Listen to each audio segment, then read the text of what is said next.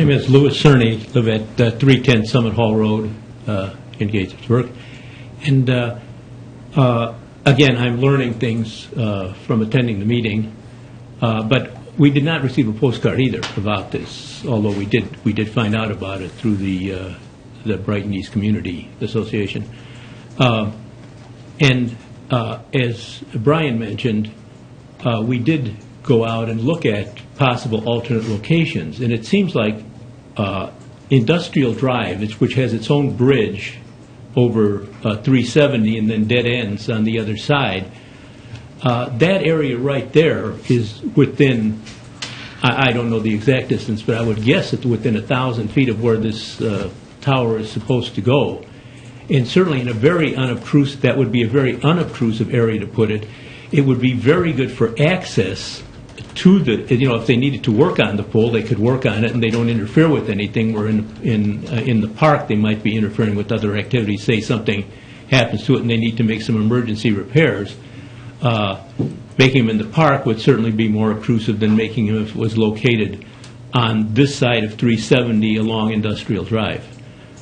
And again, we're here to learn what's going on, but it certainly seems like there could be a better location for this than in a park. Thank you. Thank you. Who'd like to be the next Can speaker? I just ask Go a ahead. question of staff before we go on? A couple of folks have mentioned the industrial facility southeast of the park as I'm looking at the map. Tony, do you know, is there any city-owned or publicly owned land near or around that facility? Or is that all privately owned? Some of it might not even be in the city, I'm not sure. It's in the city. I think it's in the city, but I don't know that there's any publicly owned land there. Verizon employs radio frequency engineers to optimize the locations, so I'm assuming that they have brought up those other industrial areas, but I will certainly bring it up to them again. Okay. Who'd like to be the next speaker?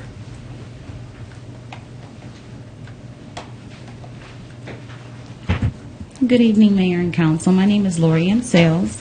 I live at 44 Winbrook Circle, Gaithersburg, Maryland, 20879. As a former renter in Summit and Brighton Homes community, I actually had Verizon service, so I'm a little confused as to why there needs to be a cell phone tower here.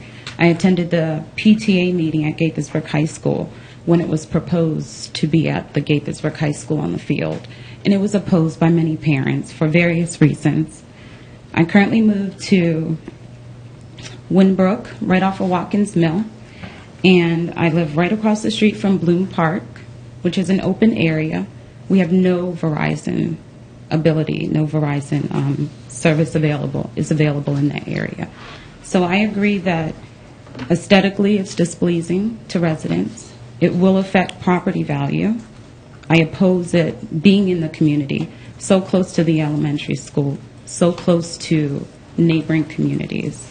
I propose that we explore additional environments that don't interfere with the aesthetic of the community, that aren't so visible to the naked eye and to residents. And I just hope that you take the additional time to consider everyone's thoughts and look at exploring other areas and maybe send out additional, I don't know how you determine which residents you mail the postcards to, but a lot of residents said that they didn't receive, they weren't aware. So I'm just wondering what went into that, and if we could just revisit it and give residents additional time to explore other areas and make those recommendations so that we can give feedback on those other areas. Thank you. Thank you. Tony, do you know the criteria that went into the postcards, addresses? It was the standard radius from the site that we use for other plants, though, which I think is 200 feet, and I believe we went 500 feet. So it was considerably larger radius than was required. Well, we did not cross any roads. We did not, or Summit Hall Road. Yeah. Or Deer Park. But it's typical to what we have our legal regulations for notifications. This complied and went beyond that. but clearly not everybody on. And the sign itself is not required at all, so we put that up as extra. Okay. All right, so who would like to be the next speaker on this topic?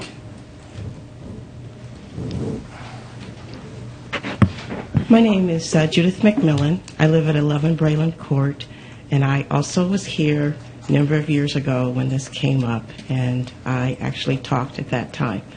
I am concerned. I'm concerned about property values. This past week, my grandchildren was visiting me, and they came over to the park, and they really enjoyed, going to the park and playing tennis and just running around. And then today, I knew the meeting was today, and I had gotten a card, and I wanted to look at some of the pictures of where it was proposed to be, and I was shocked, that it was in the position so close to the school, so close to where families are picnicking and kids are playing. I just really couldn't understand that particular location. I couldn't understand why we would want to do that. We talk about possibly money that the city would get for locating cell towers, but I think about my property values. I love Gaithersburg. I've lived here for 26 years, but I don't really understand why we would do anything to lower people in the surrounding area, their property values, their ability to enjoy the environment that they bought into so that they could have all the wonderful things that Gaithersburg provides us. And, I brag on this city. I talked about when we had the blizzard, and I said, I actually got out of my neighborhood at the end of that because for 8 hours I saw this woman with a backhoe plowing that, road so I could get out. Not just me, but everybody could get out. And it was just, and they are so amazed. But this flies in the face of really thinking about us as a community. And so I'm just really wanting to let you know that I'm waiting and hoping that you will revisit this and maybe not pick this site, but some other place that doesn't impact families so much, doesn't impact what is really nice about Gaithersburg. And so that's what I would ask. Okay, thank you. I can assure everyone sitting here that the potential revenue is not the driver here for us considering this proposal that came to us from Verizon. It's really about service levels in that part of the city that we're entertaining this. So just so you know, whether it's $2,000 or $5,000 or whatever it is per month, that's not the motivating factor for us hearing this. In any event, who would like to be the next speaker on this topic? Please come on up. Can I ask a question? Go ahead. I was just wondering if maybe Lynn could explain. I mean, there's been sort of the suggestion that we chose this site, and I thought it might be helpful if we had a little more explanation of the process. That, We'll get to you in a second. I'm not going to take any of your time. Don't worry. That applicants come to us with a proposal, and then we have to respond to that. Could you describe what our limits are and a little bit about that? Certainly. In this case, Verizon did come to the city with a proposal. The city manager came to you a couple meetings ago. I don't remember specifically what meeting. Per our regulations, there are kind of two tracks that this can take. One, it could be a staff approval, or it can go through a public process. You all chose to go through the public process, which is why we are here this evening. So clearly there was the suggestion that you wanted more public input before making a decision. This is the first step in a process. Certainly, I think as the city manager said earlier, we have not yet even negotiated the lease. So this would come back to you at a future date as well. I do want to mention that the Federal Communications Commission, FCC, has issued a number of regulations dealing with cell towers over the years, and they've gotten more restrictive or limited the authority of local governments to regulate cell towers or what factors we can consider in denying location of the cell towers. So, particularly in the last couple of years, that has gotten very much much more restrictive of what we can approve and what we cannot approve, and what criteria we can use to make those approvals. And certainly as we move forward with this request, we will keep all these factors in mind. Thank you. Please, sir, go right ahead. Good evening. My name is Raul Raimondo. I live in 91 Broadland Court. I myself oppose this proposal. 10 years ago, my daughter was 3 years old. Now she's 13. This issue come back again. We are not opposed of the tower. We are opposed of the location of the tower. We all want good services from Verizon. But what is good is good, but it's not good for our neighbor. Of course, 10 years ago, the former mayor was here.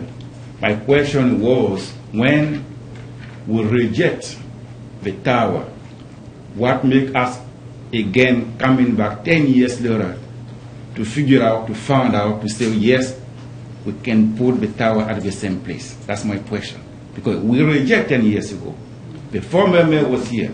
Now we have a new mayor. Verizon is coming again with the same proposal, the same location.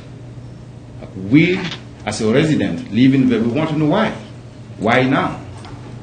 Why not 10 years ago when we refused? Why now? Thank you. Okay. Well, since that was basically pointed at me, I will respond and just say that I cannot speak for why Verizon has come back to us at this current time.